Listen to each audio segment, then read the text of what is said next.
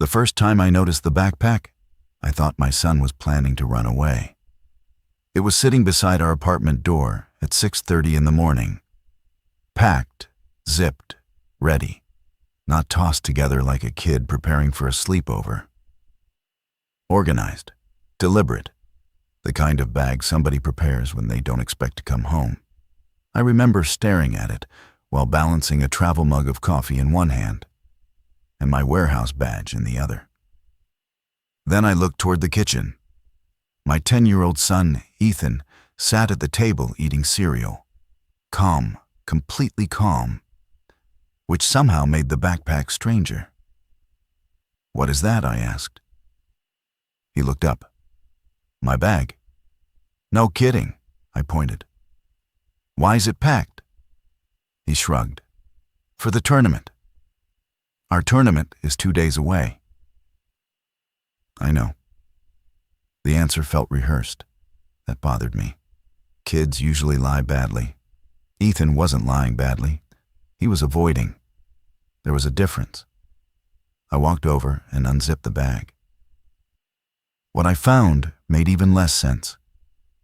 3 bottles of water, a flashlight, 2 packs of crackers, extra batteries, a first aid kit, a rain poncho, spare socks, a baseball glove, a family photo. I stared at him. "Ethan, what? Why do you have survival gear in here?" He lowered his spoon. Then came a silence I still think about. Because he wasn't trying to invent an answer. He was deciding how much truth to tell me. "Fine, he said. I had another dream. I sighed immediately. Of course, the dream. The dream had become a problem over the previous week. Not because it was scary, because it wouldn't stop. Same dream, every night. Exactly the same. At first, I dismissed it. Kids have strange dreams. That's part of being 10. But Ethan wasn't treating this one like a dream.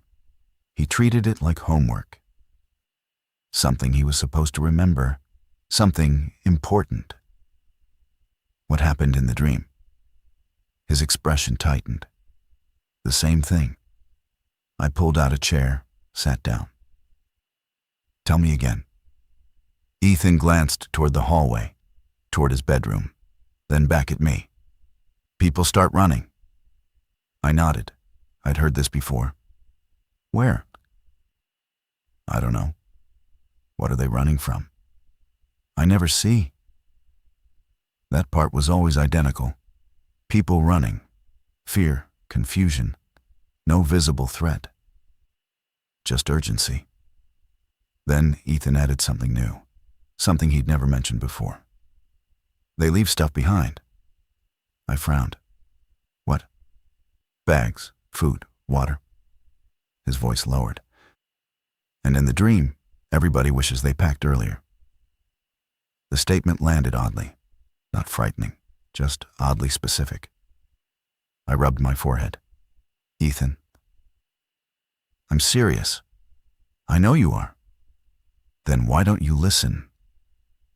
The question caught me off guard, because he sounded genuinely frustrated. Not scared, frustrated. As if I kept missing something obvious. I stood, finished my coffee, grabbed my keys. "We're not discussing apocalypse dreams before school." His shoulders dropped. Disappointment. Not relief. That detail would haunt me later, because most children want adults to reassure them. Ethan wanted me to understand him. Those aren't the same thing. As I opened the apartment door, he called after me. "Dad?" "What?" "Don't unpack it." I looked back. "The bag." He pointed. "Leave it there." Then he returned to his cereal. Conversation over, like the matter had already been decided. And for reasons I couldn't explain, I left the bag exactly where it was. At the time, I thought the backpack was the strangest thing that would happen that week. I was wrong, very wrong. My ex-wife Rachel laughed when I told her. Not cruelly, just the exhausted laugh of a parent dealing with another unexpected problem. We were sitting beside Field 3 during baseball practice that afternoon. Kids chased fly balls across the grass. Parents watched from folding chairs. Life looked completely normal. The memory feels almost fictional now. Rachel shook her head. Another dream. I nodded. The same one. She sipped her iced tea. Maybe he's nervous about the tournament. Maybe. But even as I said it, I didn't believe it, because Ethan wasn't nervous. If anything, he seemed strangely confident, prepared, like somebody studying for a test nobody else knew about. Rachel noticed my expression. What? I don't know. That's helpful. I smiled despite myself. Rachel had always done that. Cut through my overthinking. One reason we'd stayed friends after the divorce. Good co-parents, bad spouses. Sometimes that's how life works. Then Ethan jogged toward us. Sweaty, dirty, happy, at least for a moment. Then he stopped. His smile disappeared. I followed his gaze. Across the parking lot. A man stood beside a dark SUV, watching the baseball field. Nothing unusual about that. Parents watched games constantly. But this man wasn't watching the players. He was staring directly at Ethan, motionless, unblinking. I felt a ripple of discomfort, not fear, just discomfort. Then the man turned, entered the SUV, drove away. Ethan immediately relaxed. I noticed. Know him? He shook his head. No. Then what's wrong? A pause. Then, he was in my dream. Rachel and I exchanged a glance. The kind divorced parents exchange when trying not to encourage something. What do you mean? Rachel asked carefully. Ethan sat beside us, still watching the parking lot. In the dream, he's standing near the road. I forced a smile. You've never seen him before? No. Then how do you know it's the same guy? Ethan answered instantly. Because he never blinks. The response sent a strange chill through me. Not because I believed him, because I remembered something. The man hadn't blinked. Not once. I shook the thought away immediately. Coincidence.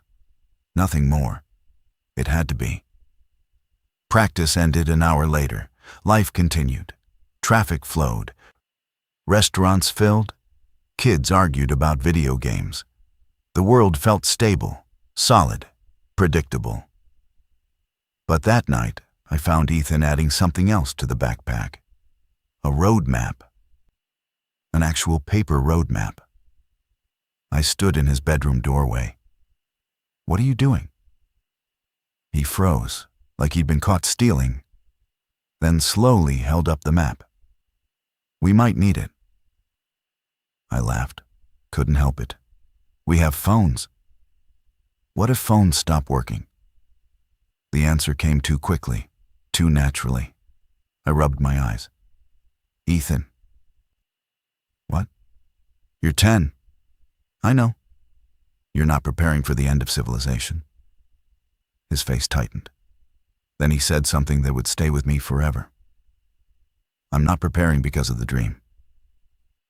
I frowned. Then why? He looked directly at me.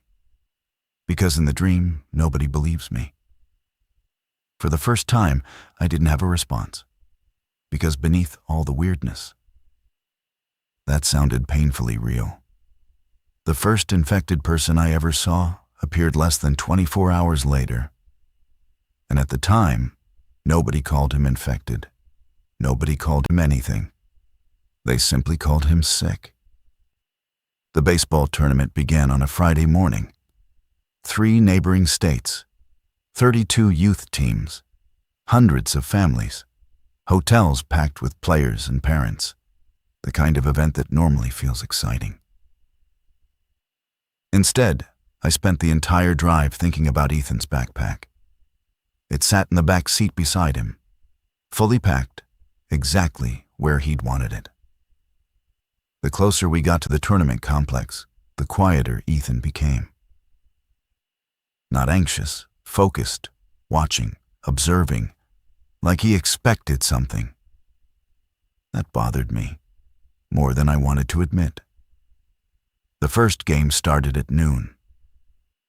By 2 o'clock, the temperature had climbed into the high 80s. Crowds filled the fields, kids shouted, parents cheered, vendors sold hot dogs and lemonade. Everything felt aggressively normal. Then a man collapsed near the concession stand. Nobody panicked. Not at first. Heat exhaustion happened constantly. Several adults ran toward him. Someone called for medical staff. A tournament medic arrived within minutes. The crowd watched casually, concerned, not frightened. I remember looking away. My attention had shifted toward Ethan. He'd gone completely still. His baseball glove hung forgotten at his side. He was staring toward the crowd, toward the collapsed man, and he looked terrified. Not surprised, terrified. "Dad," his voice barely emerged. "What?" The answer came immediately, before anything happened, before anybody understood, before the world changed. That's how it starts. My stomach tightened. What? The dream. Then the screaming began. Not loud, not dramatic, just sudden, sharp. Wrong. Every head turned, including mine. The man was standing again. The medic had fallen backward. People stumbled away. Confusion spread through the crowd. Nobody understood what they were seeing. I didn't either. Not yet. But I understood one thing instantly. The fear on Ethan's face wasn't new. He'd seen this before. Somewhere. Somehow. And for the first time since the dreams began, I stopped laughing. The screaming lasted less than 30 seconds. The confusion lasted much longer. At first, people tried to explain what they were seeing. A seizure, heat stroke, drug reaction, mental illness. Anything except the truth. The man who had collapsed stood unsteadily near the concession stand. 2 tournament medics approached him cautiously. One held out both hands, trying to calm him, trying to help. Then the man lunged. Not far, not fast, but wrong. Everything about his movement felt wrong, like coordination had become disconnected from intention. The medic stumbled backward. People shouted. Parents began pulling children away. Tournament officials started clearing the area. Still nobody said outbreak. Nobody said infection. The human brain hates abandoning normal explanations, even when normal explanations are dying in front of it. I looked toward Ethan. He wasn't watching the man anymore. He was watching everyone else. The exits, the parking lot, the roads. Calculating, planning. A 10-year-old shouldn't look like that. Yet there he was, studying the crowd like somebody reviewing a map. "Dad." I grabbed his shoulder. "What?" "We have to leave." The certainty in his voice unsettled me. "Why?" His answer arrived instantly. "Because in the dream, everybody waits." I stared at him. The crowd continued shouting nearby. Emergency vehicles had already been called. Security staff were arriving. Adults were taking control. Everything in me wanted to trust that process, that instinct, that social contract. Ethan looked directly into my eyes. "Please." Not panic, not fear, just urgency. A child asking his father to believe him. The problem was, I still didn't. Not completely. But I believed him enough. Enough to hesitate, enough to listen, enough to make the decision that probably saved our lives. Get your gear. Rachel caught up to us near the parking lot. What are you doing? We're leaving. She blinked. What? I pointed toward the growing chaos. Something's wrong. Obviously. No. I shook my head. I mean really wrong.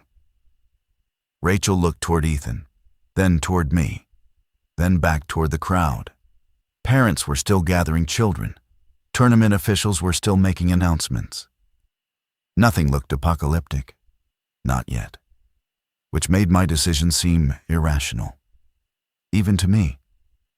Mark. Her voice softened. You're overreacting. Maybe, probably. But then Ethan spoke, and everything changed. The roads are going to close. Rachel frowned. What? The interstate. His voice remained calm. The north entrance closes first. A strange silence followed. How do you know that? Ethan looked away. The dream. Rachel exhaled heavily. There it was again. The dream. Always the dream. I could see her patience disappearing. Mine too. But I also couldn't ignore the feeling growing in my stomach. The feeling that reality was beginning to bend toward Ethan's predictions, not away from them. Come with us. Rachel stared. What? Just come. The request surprised even me. Because I wasn't asking based on evidence. I was asking based on instinct. Rachel looked around. Families continued leaving. Police vehicles entered the complex. The atmosphere had changed. Not panic, not yet.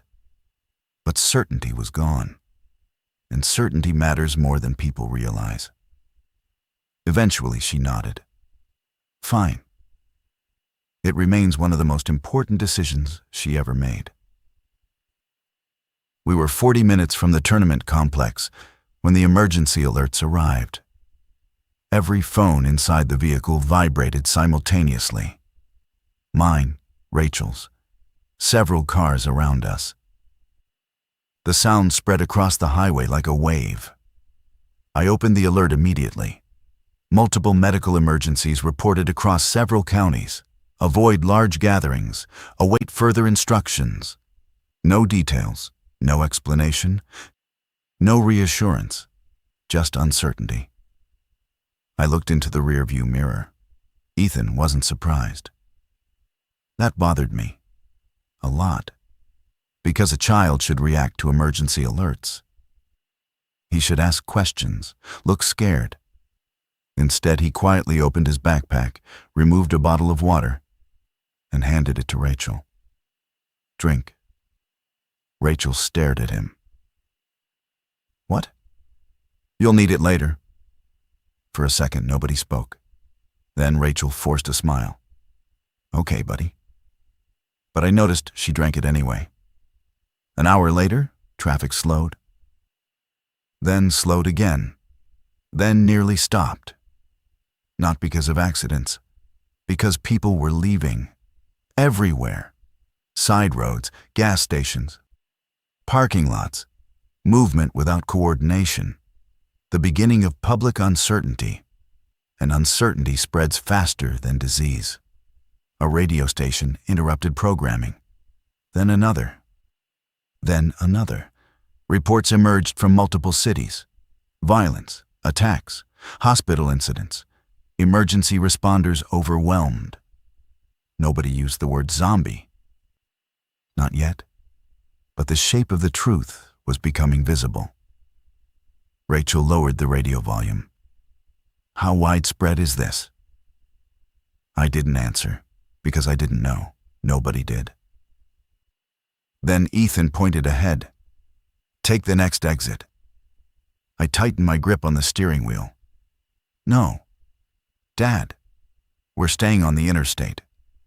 The interstate closes. I glanced back. Ethan, it closes. The confidence irritated me. Not because he was rude, because he sounded certain. Children aren't supposed to sound certain about disasters. I returned my attention to the road and ignored him for exactly 12 minutes. Then traffic stopped completely. State police vehicles blocked all lanes ahead. The interstate had closed. Exactly like Ethan predicted. Nobody spoke, not immediately. Rachel stared through the windshield, then slowly turned toward him. How did you know that? Ethan looked uncomfortable. Not proud, not excited. Uncomfortable. Because he hated this question. People kept asking it, and he didn't have an answer. Only the dream. Always the dream. I just knew. Rachel looked at me. I looked away, because for the first time, I couldn't explain it either. The detour changed everything. Without it, we would have followed thousands of vehicles toward the interstate closure, toward the growing congestion, toward the confusion. Instead, we found ourselves on smaller state highways, less crowded, less controlled, far less predictable. The world looked different there. Not because civilization had collapsed, because fragments of collapse had begun appearing. A gas station with shattered windows. An abandoned vehicle sitting in a ditch. A convenience store parking lot filled with people arguing. Pieces, scattered pieces, like cracks spreading through glass. Near sunset, we stopped at a roadside diner. Not because we wanted to, because we needed fuel. Food, information. The diner contained about 20 people. Truckers, traveling families, local residents, everyone staring at televisions. Nobody eating much. The news had finally changed. No more cautious language. No more uncertainty. Authorities were openly discussing violent outbreaks, quarantines, containment measures, National Guard deployments. The room remained silent. People listened. People processed. People tried to understand. Then a waitress dropped a tray. The crash echoed loudly. Half the room flinched. Not because of the noise, because fear had already arrived. While waiting for food, Ethan removed a folded sheet of paper from his backpack. I noticed immediately. What is that? His expression tightened. Nothing good ever followed that expression. The list. What list? The dream list. Rachel and I exchanged a look. Then he handed it over. The page contained 14 handwritten items. Simple things, ordinary things. Flashlight, map, water, medicine, rain gear, batteries. Nothing extraordinary. Until I reached item number 11 and stopped. Green Bridge. I frowned. What is this? Ethan shrugged. I don't know. Then why write it down? Because it was in the dream. I read further. Item 12. 3 red silos. Item 13. Blue Church. Item 14. Stay off the river road. The room suddenly felt smaller, because these weren't supplies. They were locations, markers, directions, pieces of a route. A route Ethan should not know. A route that might not even exist. That night we checked into a highway motel. Nobody slept well. The television stayed on. Emergency broadcasts continued. More cities. More incidents. More confusion. Civilization hadn't collapsed. But it had begun leaning. And everybody could feel it. Around 3 a.m, I woke unexpectedly. The room was dark, silent, except for one sound. Pages turning. I sat up. Ethan sat on the floor beside the motel window. studying the road map. His flashlight illuminated the paper. "What are you doing?" He looked up, exhausted, older somehow, like the previous 2 days had stolen something from him. "I'm trying to remember." My stomach tightened. Remember what? His eyes returned to the map. The rest of the dream. Outside, somewhere beyond the motel parking lot, sirens echoed through the darkness. And for the first time since this began, I found myself hoping he would remember. I woke to the sound of Rachel arguing with someone in the motel parking lot. Not shouting. The controlled, dangerous tone people use when they're trying not to panic. The television was still on. Muted, images of emergency vehicles rolled endlessly across the screen. I checked the time. 6:14 a.m. Ethan was already awake, sitting cross-legged on the bed, backpack beside him, ready again. The sight made my stomach tighten. He looked less like a child leaving for a baseball tournament and more like someone waiting for instructions. "What happened?" I asked. He looked toward the window. Something changed. Not exactly an answer. But before I could ask more, Rachel entered the room. Her face was pale. "We need to leave." Immediately. No debate, no hesitation. I stood. "What happened?" "There are people abandoning cars on the highway." I frowned. "Traffic?" "No." The word came out too fast, too sharp. Rachel took a breath, then lowered her voice. "Several drivers attacked other drivers." The room went silent.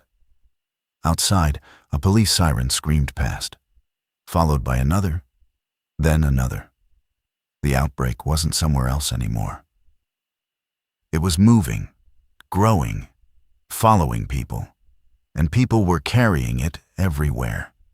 20 minutes later, we were back on the road. The atmosphere had changed overnight. Yesterday, people seemed confused. Today, they seemed afraid. Gas stations overflowed. Stores had lines stretching into parking lots. Drivers made reckless decisions. Nobody trusted tomorrow anymore. Which meant everybody was trying to solve tomorrow today. That never ends well. I drove. Rachel monitored radio stations. Ethan studied the map. 3 different survival strategies. 3 different ways of handling fear. Then Ethan suddenly pointed. "Turn here." I looked. A narrow county road. Nothing special, no signs, no obvious reason. "No." His shoulders tightened.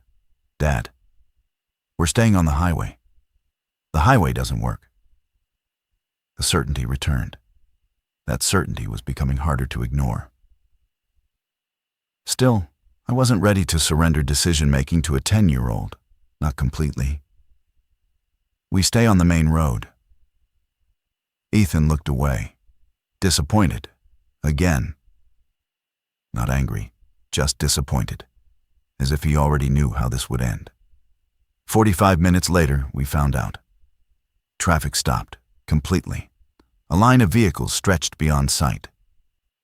Drivers stood outside. People argued. Some cried. Some simply stared. I parked and climbed out. The explanation traveled backward through the traffic jam quickly. A fuel tanker had jackknifed. Emergency crews couldn't reach it. Road access was gone, hours, possibly longer. I leaned against the truck, closed my eyes. Then heard footsteps. Ethan. He stood beside me. Didn't say, "I told you so." Didn't smile, didn't celebrate. He simply held up the map and pointed toward a county road. The exact road I'd refused earlier. For the first time since this started, I followed his lead without arguing. The county road felt like another country. No traffic, no crowds, No emergency broadcasts. Just farmland. Fields, wind, distance. It should have felt safer. Instead, it felt isolated. Isolation changes fear. In crowded places, you fear chaos. In empty places, you fear being forgotten. Around noon, we passed our first confirmed outbreak scene. Nobody needed to explain it. The evidence was obvious. A sheriff's vehicle sat sideways in an intersection. Doors open, abandoned. Nearby businesses stood empty. Shopping carts littered a parking lot. A diner sign flashed endlessly. Nobody moved. No voices. No activity. Just absence. Rachel stared through the passenger window. My God. I didn't answer, because words wouldn't help. Civilization wasn't disappearing all at once. It was being interrupted, piece by piece, town by town, decision by decision. A mile later, we found survivors. 3 vehicles parked beside a feed store. Families, travelers, people waiting, watching, trying to decide what to do next. One man waved us down. Gray beard, work boots, weathered face. His name was Carl, former construction foreman. Practical, direct, the kind of person who solved problems by moving toward them. Carl pointed toward the road ahead. Don't keep going west. Why? Bridge collapse. My pulse quickened. What bridge? He pointed at a map, and my stomach dropped. A green bridge, exactly where Ethan's list said it would be. Nobody spoke, not immediately. I looked at the list, then the map, then Ethan. He looked just as shocked as I felt. Not triumphant, not pleased. Shocked, as if he hadn't expected the dream to be this accurate. Carl misread the silence. You folks okay? Rachel answered. Yeah. But she was lying. We all were, because reality had crossed another line. A road marker from a child's dream had appeared exactly where it shouldn't have. And nobody knew what that meant. That evening, the 4 of us sat around a picnic table behind an abandoned church. Carl had joined us. Not permanently, just for safety. Temporary alliances were forming everywhere. People didn't trust institutions anymore. They trusted whoever was physically present. Whoever shared risk. Whoever stayed. The world was becoming local again. Carl listened carefully while Rachel explained the dream. Most adults reacted one of 2 ways: skepticism or nervous politeness. Carl surprised us. He simply nodded, then asked Ethan questions. Real questions, specific questions. Questions that treated him like a person, not a child. What happens after the bridge? Ethan thought carefully. 3 red silos. Carl froze. What? Ethan repeated it. 3 red silos. Carl slowly leaned back, then looked toward me. There are silos west of here. My stomach tightened. How many? Carl didn't answer immediately, because he already knew. 3. The realization changed the atmosphere instantly, not because anyone believed in prophecy. Nobody did. At least, not openly. The problem was evidence. The evidence kept accumulating. Small pieces, independent pieces, enough to create doubt. And doubt can be powerful, especially when reality stops behaving normally. That night brought the first direct encounter. Not with crowds, not with chaos, with a single infected person. A woman emerged from the darkness near midnight, walking slowly across a church parking lot. Not charging, not screaming, just moving, purposefully, toward the building, toward the light, toward people. Carl spotted her first. He quietly woke everyone. No panic, no shouting, just movement, preparation, observation. The woman approached the church doors, then stopped. For several long seconds, she simply stared. Motionless, listening, searching. I couldn't explain why that frightened me more than aggression. Predator's attack. This looked like recognition, like she expected someone to be there, us, someone she knew. Then Ethan whispered something that made every hair on my arm stand up. She's looking for her family. Nobody answered, because nobody wanted to consider the possibility. Yet somehow it felt true. The woman remained outside for almost a minute, then slowly walked away into darkness. Gone, just gone, leaving questions behind. Afterward, nobody slept. Carl sat watch. Rachel listened to emergency broadcasts. I watched my son, trying to understand him, trying to understand the impossible chain of events connecting his dream to reality. Finally, just before dawn, Ethan spoke, quietly, almost to himself. I remembered something. My pulse accelerated immediately. What? He stared toward the horizon, toward the first light of morning, then slowly opened the folded list. There was writing on the back, writing none of us had noticed. A single sentence, written in Ethan's own handwriting. Yet he looked genuinely confused by it, as if he didn't remember writing it. The sentence read, "When the silos appear, don't let Rachel answer the phone." And suddenly every eye turned toward Rachel. Because her phone had started ringing. Rachel stared at her phone. The screen glowed in the dim morning light. An unknown number, no name, no location, just a number. Ringing, again and again. Nobody moved, not immediately, because the timing felt impossible. The note sat in Ethan's hand. The phone continued ringing. My brain searched desperately for a rational explanation. Coincidence, luck, anything. But coincidence was beginning to feel expensive. The cost of believing in it kept increasing. Rachel swallowed. This is ridiculous. Maybe, probably. Yet her thumb never touched the screen. The phone rang a final time, then stopped. Silence returned. Carl slowly exhaled. Okay. Nobody answered, because nobody knew what to say. 10 minutes later, the phone rang again. Same number. This time, Rachel looked genuinely uncomfortable. I have to answer eventually.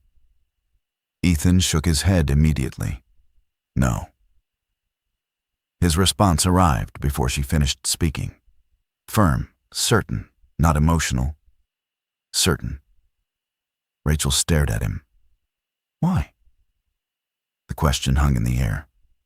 Ethan opened his mouth, then closed it. The confidence disappeared. For the first time, he looked scared. Not of the outbreak, of disappointing us.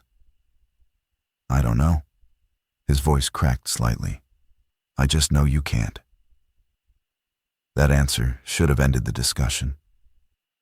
A child saying, I don't know, is usually where adult authority takes over. But we weren't operating in a normal world anymore.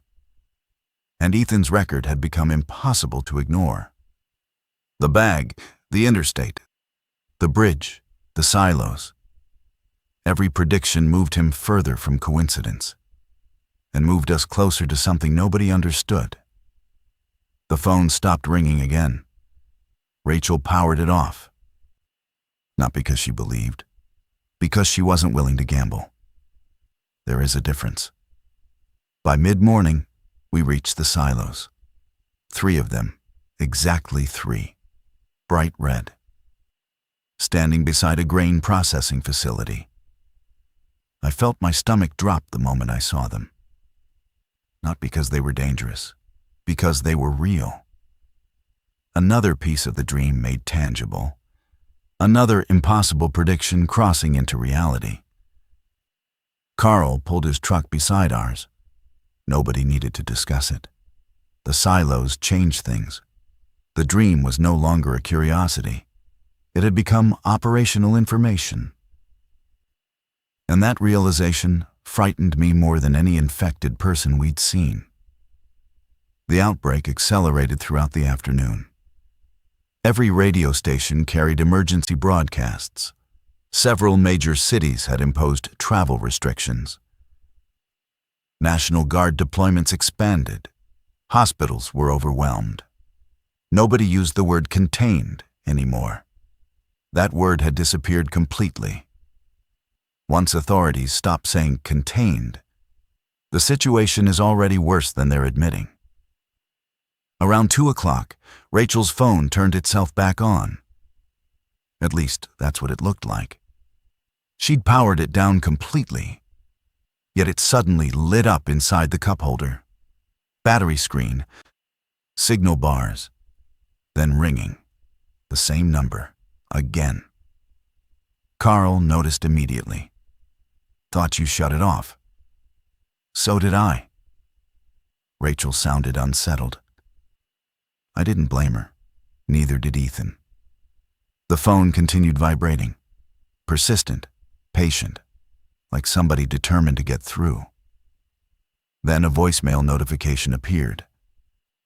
No answer required, just a message. Rachel looked toward me. What do we do? I didn't know. None of us did. Finally, Carl spoke. Speaker. Rachel hesitated, then pressed play. The message began with static, heavy static. Then a voice. A little girl, maybe 8 years old, crying. Daddy?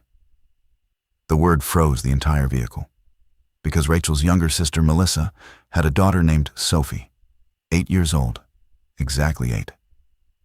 The voice continued. Mom won't wake up. Rachel's face lost color instantly. The message crackled, then ended. No location, no explanation, nothing. Just a frightened child. Rachel immediately grabbed the phone. We have to call back. My heart sank, because I knew exactly what was happening. The moral weight shifted instantly. This wasn't about dreams anymore. This was family. And family changes everything. Ethan stared out the window, silent, guilty, as if he already understood the impossible choice approaching us. Rachel looked at me. Mark. I didn't answer, because I didn't know what the right answer was. A niece, a child, possibly alone, possibly in danger. Every instinct screamed to help. Yet every warning Ethan had given us pointed the other direction. That was the first real fracture between us. Not the outbreak, not fear. Family. Family creates the hardest decisions, because love never arrives alone. It arrives carrying obligation. We spent 3 hours trying to locate Sophie. Every call failed. Every message disappeared into silence. No signal, no response. No confirmation the voicemail was even real. The uncertainty became torture. Rachel grew quieter, more withdrawn, less patient. Grief was already arriving before evidence. That's what love does. It fills empty spaces with possibilities, usually the worst ones. Near sunset, Carl spotted smoke on the horizon. Not wildfire smoke, urban smoke, heavy, dark. Multiple sources, the kind that comes from widespread disruption. Civilization was leaning harder now, maybe falling. We just couldn't see the whole structure from where we stood. Only pieces. Then Ethan remembered another detail, a small one, almost insignificant at first. He opened the map, pointed toward a secondary road. This way. I studied it. Why? The church. I frowned. What church? The blue one. The final landmark from the list. Blue church. One of the last remaining clues.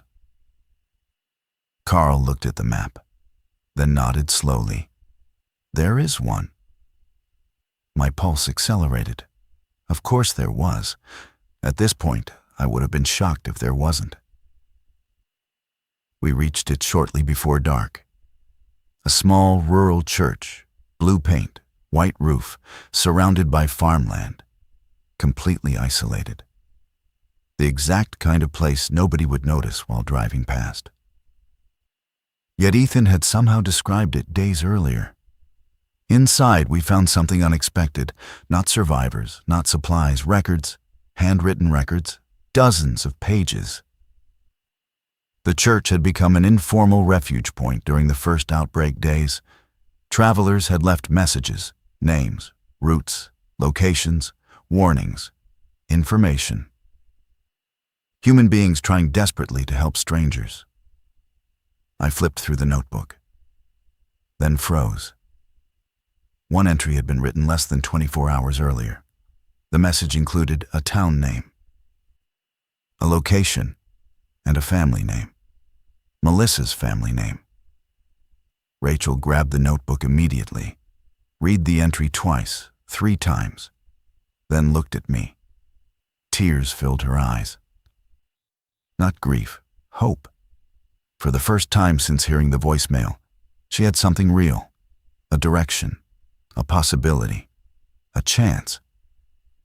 And suddenly, our route changed. Not because of the dream, because of family. We left the blue church before sunrise. Rachel barely slept, neither did I. Hope can keep people awake as effectively as fear. Sometimes more effectively. The notebook entry from the church gave us a destination, not certainty, just direction. A farming town 70 miles south. According to the message, Melissa and Sophie had been seen there during the early days of the outbreak. It wasn't much. But in a collapsing world, not much becomes valuable. Carl agreed to continue with us, not because he owed us anything, because he'd reached the same conclusion I had. The world was becoming too unpredictable for isolated travel. Partnership wasn't ideal. It was necessary. The roads grew emptier as we moved south. Not safer, emptier. There is a difference. Busy roads contain risk. Empty roads contain mystery. You don't know where people are. You don't know what happened. You don't know what's waiting around the next bend. Several times we passed abandoned vehicles. A school bus, a delivery truck, a police cruiser. Every scene told part of a story. None told the ending. Around noon, we entered the outskirts of the town. The place looked frozen. Storefronts stood open. Shopping carts sat abandoned. Traffic lights cycled endlessly over empty intersections. The silence felt heavier than noise. Rachel scanned every street, every parking lot, every house, searching, hoping, dreading. All at once. Then her phone rang again. The same number, the same impossible number. For several seconds, nobody spoke. The ringtone echoed through the vehicle. Persistent, patient, waiting, just like before. Rachel looked at Ethan. Ethan looked away. His hands tightened around the straps of his backpack. Then he quietly said, "This is the part that wasn't in the dream." The statement hit me harder than I expected. Because until then, I'd secretly believed the dream was guiding us, protecting us, providing answers. But dreams aren't maps. Not completely. Eventually, reality reaches territory they never covered. And apparently, we'd arrived there, Rachel answered. This time, nobody stopped her. Nobody tried. The silence on the other end lasted nearly 10 seconds. Then came breathing. Nothing else. Just breathing. Slow, steady, human breathing. Rachel's face changed immediately. "Melissa?" No response. Only breathing. "Melissa, are you there?" The line crackled, then disconnected. That was all. No words, no explanation, nothing. Yet, somehow it was enough. Because Rachel knew the breathing wasn't Sophie's. It wasn't a stranger's. It belonged to her sister. The realization transformed uncertainty into urgency. Now we knew Melissa had been alive recently, and that was enough to keep moving. By late afternoon, we found the farm. Not because of the phone, because of Ethan. Again. He recognized it from the dream, not the building itself. A weather vane, an old windmill, a broken fence line, fragments, tiny details, the kind adults never remember, the kind children notice. And suddenly we were there, standing at the place we'd spent days searching for, a place none of us should have known existed. The farm wasn't empty. Melissa was alive. So was Sophie. For several seconds, nobody moved. Nobody spoke. Rachel simply ran. Across the yard, through the gate, toward her sister. The reunion wasn't dramatic. It wasn't cinematic. It was exhausted. Two people carrying days of fear, finally allowing themselves to stop. Sometimes survival looks less like victory and more like permission to breathe. The story Melissa told us changed everything. Not because it explained the outbreak. It didn't. Nothing ever fully did. But it explained the phone calls, the strange timing, the impossible coincidences. 3 days earlier, Melissa's group had discovered an emergency communication relay operating intermittently through damaged infrastructure. Messages weren't moving normally. Calls weren't arriving normally. Signals crossed, delayed, repeated, sometimes appearing hours or days after they were sent. The voicemail from Sophie hadn't been recent. It had been old, recorded during the first outbreak night. The call that reached Rachel had traveled through broken systems long after the original moment passed. Reality wasn't supernatural, just fractured. And fractured systems can look like miracles or warnings, depending on who's listening. That night, everyone gathered inside the farmhouse. The largest group we'd been part of since the outbreak began. Families, travelers, children, farm workers, teachers, mechanics, ordinary people, no leaders, no experts, just survivors. For the first time since leaving the tournament, I felt something unfamiliar. Not safety, possibility, a future, small, fragile, but real. Later, after everyone else slept, I sat on the porch with Ethan. The stars stretched across the fields above us. Clear, silent, unchanged. He placed the backpack beside his chair, the same backpack that started everything, the same backpack I nearly unpacked, the same backpack I'd spent days trying to understand. Finally, I asked the question that had haunted me. "What's in the front pocket?" Ethan looked surprised, then laughed softly. The first genuine laugh I'd heard from him in days. I forgot. What? The front pocket. He opened it, reached inside, then pulled out a small object, a baseball. Nothing more, just a baseball. I stared. "That's it?" He nodded. "Yeah." I laughed, actually laughed. For the first time since the outbreak began, because somehow that felt right. The bag wasn't magical. The dream wasn't a prophecy. The world wasn't arranged around mysteries. A scared 10-year-old packed practical supplies, remembered strange details, and held onto one ordinary thing he loved. A baseball. Proof that he was still a kid. Proof that fear hadn't taken everything. Then Ethan looked toward the fields and quietly said something I'll never forget. I thought the dream was about surviving.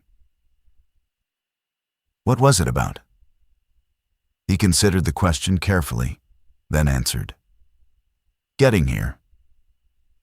For once, I believed him immediately, because everything important had started with that bag. And somehow, against impossible odds, it had brought us exactly where we needed to be. It's been 4 years since the outbreak. Ethan is 14 now, taller than me, embarrassingly smarter than me. And still annoyed whenever somebody asks about the dream. People have theories, predictions, explanations. Most of them are wrong. The truth is simpler. We never figured it out. Not completely. Maybe the dream was coincidence. Maybe it was intuition. Maybe it was 1,000 tiny observations his brain assembled before anyone else noticed them. I honestly don't know. And after 4 years, I've stopped needing an answer.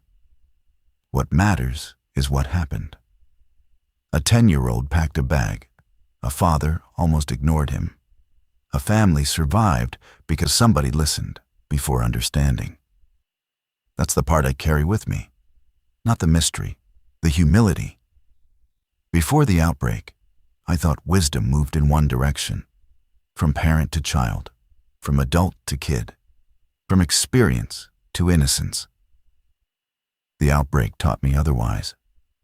Sometimes the person with the clearest view of danger is the one nobody thinks to ask. Sometimes the most important voice in the room belongs to the smallest person in it. And sometimes survival begins with something as ordinary as a backpack waiting beside a door. The backpack is still in our house. Same scratches, same faded straps, same baseball in the front pocket. Every time I see it, I remember the morning I almost unpacked it, and how close I came to missing the warning that changed our lives forever.